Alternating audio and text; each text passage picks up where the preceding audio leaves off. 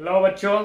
तो आज हम लोग अपने क्लास में हैं और आज हम लोग देखते हैं आगे का कुछ क्वेश्चंस जो त्रिभुज के क्षेत्रफल पर आधारित है। ठीक है, त्रिभुज का क्षेत्रफल कैसे निकालेंगे जिसमें आपको उसकी ऊंचाई या फिर शीर्षलंब या आधार दिया रहे या फिर क्षेत्रफल दिया रहे, तो अगला जो टर्म है उसको कैसे निकालते हैं देखते हैं।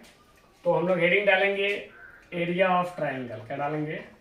एरिया ऑफ ट्राइंगल, है ना, यानी त्रिभुज का क्षेत्रफल। तो पहला प्रश्न हम लोग देखते हैं इस पर। पहला प्रश्न अगर लिखा है यदि किसी, क्या लिखा है? यदि किसी त्रिभुज का आधार, त्रिभुज का आधार 50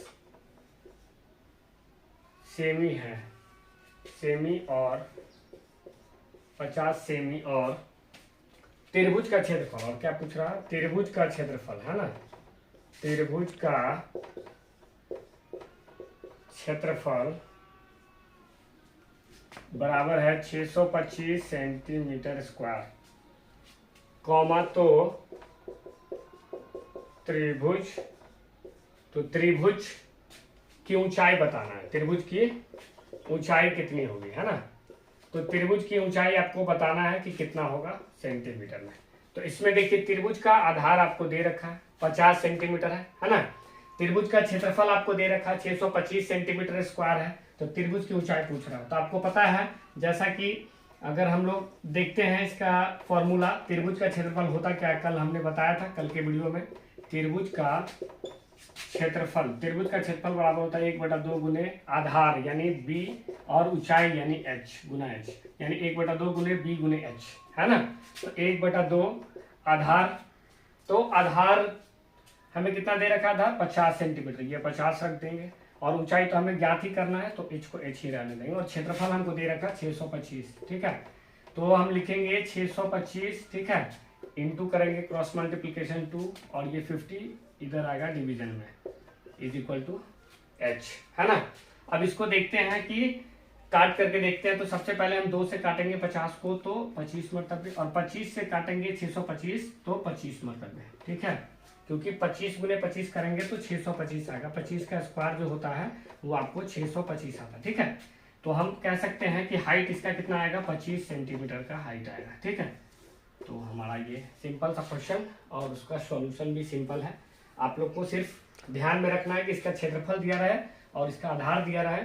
तो त्रिभुज का क्षेत्रफल 1/2 गुने आधार गुने ऊंचाई पर आप इसको हल कर सकते हैं, ठीक है।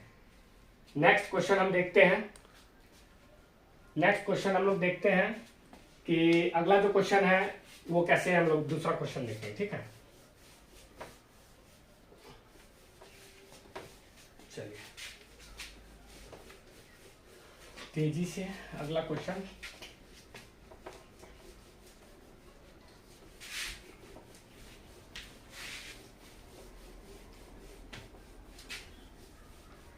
ठीक है, तो नेक्स्ट क्वेश्चन आपको देखते हैं कि नेक्स्ट क्वेश्चन में क्या कह रहा है निकालने के लिए और क्या हमें दिया हुआ है, ठीक है। तो दूसरा क्वेश्चन हम लोग देखते हैं, दूसरा नंबर क्वेश्चन, ठीक है। दूसरा नंबर क्वेश्चन में दे रखा है यदि किसी समबाहु त्रिभुज, है ना, यदि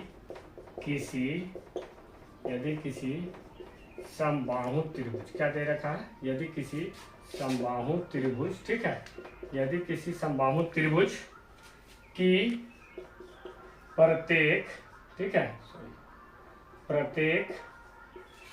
प्रत्येक भुजा 10 सेंटीमीटर, प्रत्येक जो भुजा है वो कितना है? 10 सेंटीमीटर, है ना, कॉमा तो उसकी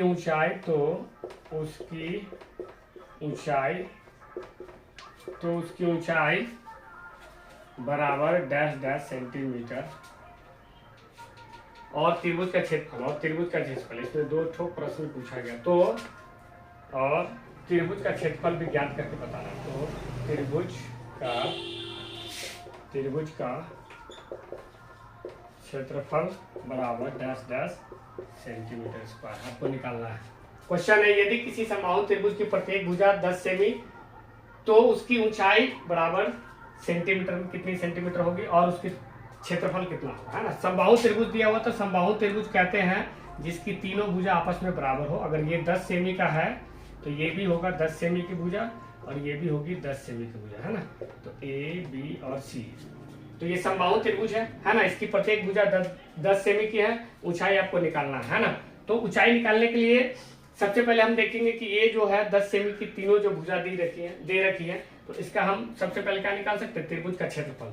तो त्रिभुज का क्षेत्रफल लिखेंगे, त्रिभुज क्या लिखेंगे, त्रिभुज का क्षेत्रफल। त्रिभुज का क्षेत्रफल होगा तो त्रिभुज का क्षेत्रफल जो समबाहु त्रिभुज का होता है वो होता है √3/4 इंटू भुजा स्क्वायर। क्या होता है, √3/4 इंटू भुजा स्क्वायर, क्योंकि ये एक समबाहु त्रिभुज है। कौन सा त्रिभुज है, समबाहु त्रिभुज है ना। तो इसको लिखेंगे √3/4 इंटू भुजा स्क्वायर, यानी भुजा को लिखेंगे 10 का स्क्वायर, तो हो जाएगा √3/4 इंटू 10 का स्क्वायर हो जाएगा 100। ठीक है, अगर इसको हम कट करते हैं तो 25 मतलब कटेगा तो हो जाएगा 25√3 सेंटीमीटर स्क्वायर। जो आपका यहाँ को जो आंसर आएगा वो आएगा 25√3 सेंटीमीटर स्क्वायर। ये आपका इसका क्षेत्रफल हो गया। हाँ, जब क्षेत्रफल निकल गया तो इसकी ऊंचाई आपको ज्ञात करना है ना। इसकी ऊंचाई ज्ञात करना है, जिसमें आधार अगर मान लीजिए 10 सेमी तो उसकी ऊंचाई अगर मान के चलिए इसकी ऊंचाई आपको बताना है कितना होगा। ठीक है, तो इसकी ऊंचाई निकालना रहेगा तो त्रिभुज का क्षेत्रफल जो होता है उससे हम नॉर्मल जो जनरल जो त्रिभुज का क्षेत्रफल है उससे निकालेंगे। त्रिभुज का जो क्षेत्रफल है, जो त्रिभुज का क्षेत्रफल होता है वो होता है 1/2 गुने बेस इंटू हाइट, है ना। तो क्षेत्रफल तो हमें निकल गया है 25√3 निकल गया है, और 1/2 गुने बेस तो आपको 10 है। ठीक है, और हाइट आपको ऊंचाई आपको बताना है कि ऊंचाई कितनी, तो ऊंचाई को ऐसे रहने देंगे। ठीक है, फिर इसको क्रॉस मल्टीप्लिकेशन करेंगे, 25 × 50 √3। ठीक है, और ये जो 10 है मल्टीप्लाई में इधर आके डिवाइड में आ जाएगा, तो आपको आ जाएगा h का मान। h का वैल्यू जो आएगा वो 5 टाइम्स यानी 5√3 आएगा। कितना आएगा, 5√3 सेंटीमीटर, है ना। तो ये आपका इसकी ऊंचाई निकल गई, ये आया 5√3 सेंटीमीटर। इस तरह से हम लोग सिंपल तरीके से त्रिभुज के क्षेत्रफल को निकाला जा सकता है। कोई भी त्रिभुज रहे, समकोण त्रिभुज, समबाहु त्रिभुज या विषमबाहु त्रिभुज भी रहेगा, तो हम बता चुके कि कैसे उसका क्षेत्रफल निकालते हैं। ठीक है, एक और लास्ट क्वेश्चन है उसको देख लेते हैं। ठीक है, कि इसी तरह का क्वेश्चन आपके एग्जामिनेशन में भी मिलेगा और आप लोग इसको इजी तरीके से बना सकते हैं, है ना। चलिए देखते हैं आगे, तीसरा नंबर प्रश्न।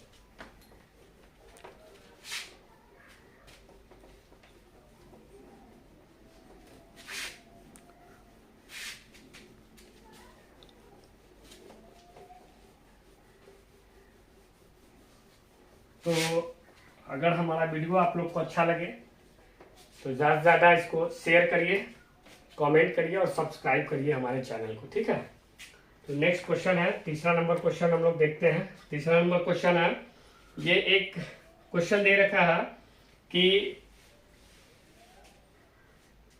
यदि किसी समकोण त्रिभुज का चर्चा है इसमें, यदि किसी, ठीक है, यदि किसी समकोण ठीक है त्रिभुज के, यदि किसी समकोण त्रिभुज के समकोण, ठीक है, समकोण बनाने वाली भुजाएं, क्या लिखा है, समकोण बनाने वाली भुजाएं, समकोण बनाने वाली भुजाएं, ठीक है, 10 मीटर और 12 मीटर है, 10 मीटर और 12 मीटर है, तो ठीक है, उस समकोण त्रिभुज का क्षेत्रफल, तो उस समकोण त्रिभुज का क्षेत्रफल, उस समकोण त्रिभुज का क्षेत्रफल बताए, है ना। उसका क्षेत्रफल आपको क्या करना है, बताना है ना। इसमें देख क्या रखा है, यदि किसी समकोण त्रिभुज के समकोण बनाने वाली भुजाएं 10 मीटर और 12 मीटर है, तो उस समकोण त्रिभुज का क्षेत्रफल बताएं। यानी आपको क्या देखा है कि ये समकोण त्रिभुज है ना। इसमें समकोण बनाने वाली जो भुजाएं हैं, यानी ये समकोण जो आधार होता है और क्या होता है, लंब होता है। यही तो, इसी से तो समकोण बनता है। ये समकोण त्रिभुज है ना। इसमें ये इस पार्ट को बोलते हैं कर्ण, है ना। तो आधार जो है, आधार मान के चलिए हम दे रखे हैं कि यहाँ का समकोण बनाने बोले भुजाएं, अगर लंब हम यानी इसका वैल्यू हम ले लेते हैं 10 मीटर, है ना, और ये आधार ले लेते हैं 12 मीटर। ठीक है, ये मान के चलिए ABC एक समकोण त्रिभुज है ना। तो आपको इसका एरिया निकालना है, यानी एरिया यानी इसका क्षेत्रफल, एरिया ऑफ किसका निकालना है, राइट एंगल ट्रायंगल है ना। तो राइट एंगल ट्रायंगल है, राइट एंगल ट्रायंगल है ना। तो राइट एंगल ट्रायंगल का यानी समकोण त्रिभुज का जो क्षेत्रफल होगा वो होता है आपको वही नॉर्मल फॉर्मूला से 1/2 गुने आधार गुने ऊंचाई, क्योंकि इसमें कह रहा समकोण बनाने वाली भुजा, तो समकोण कौन बनाती है, लंब और आधार बनाती है ना।